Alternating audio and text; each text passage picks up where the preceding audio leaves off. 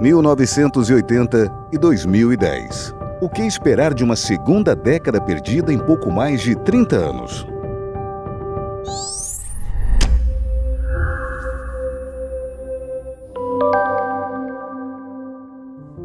A década de 1980 ficou conhecida no Brasil como a década perdida. Não só o país, mas toda a América Latina sofreu com maior endividamento público, fruto de uma política fiscal expansionista em que o governo gasta mais. Isso resultou em uma maior instabilidade financeira e, consequentemente, cambial, o que levou diversos países da região a se verem diante de crescimentos econômicos baixos ou até negativos. No Brasil, depois do milagre econômico testemunhado desde o final da década de 60 até o final da década de 70, o país entrou em um período de recessão econômica, intercalado com o crescimento fraco do PIB. Em 1981, no final do governo do general Figueiredo, o PIB contraiu 4%. Em 1983, durante o período de maior pressão social para a abertura política com as diretas já, o país viu sua economia encolher 3%. Nos anos seguintes, os esforços foram no sentido de preparar o país para a redemocratização ao mesmo tempo em que a inflação era combatida. Nascia em meados de 1980 o embrião para o bem-sucedido e sem precedentes Plano Real. O trabalho de Pércio Arida e André Lara Rezende, posteriormente chamado de Plano Larida, seria o pilar para diversos planos que sucederiam até que o Plano Real fosse desenvolvido em 1993 e implementado em 1994. Com a estabilização econômica e monetária, nascia ali o sentimento de que o futuro finalmente chegaria para o Brasil. Em seu primeiro mandato como presidente, Fernando Henrique Cardoso usufruiu de crescimentos econômicos de até 4%. Depois de um segundo mandato impactado por crises econômicas internacionais e desvalorização cambial, Lula o sucederia como presidente, registrando crescimentos de PIB de até 6% em 2004.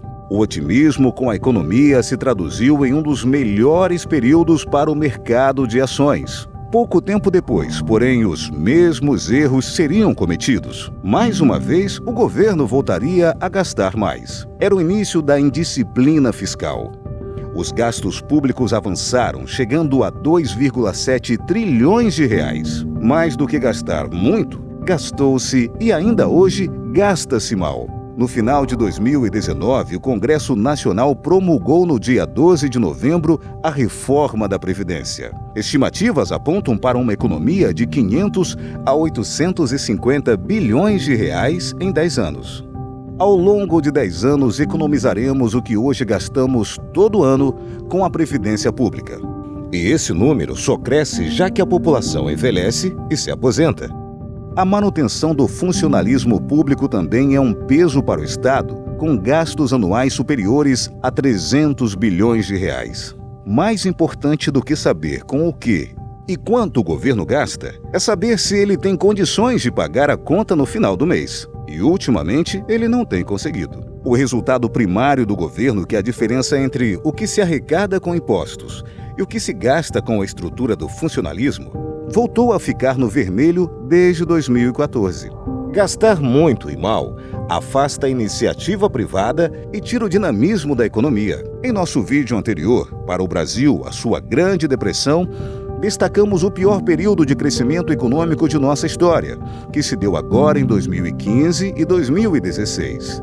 Em nenhum outro momento o PIB brasileiro caiu mais do que 4% e 3% como registrado em 2015 e 2016. Agora, as expectativas apontam para uma contração que pode superar 5% em 2020, influenciada pelos efeitos da disseminação do coronavírus.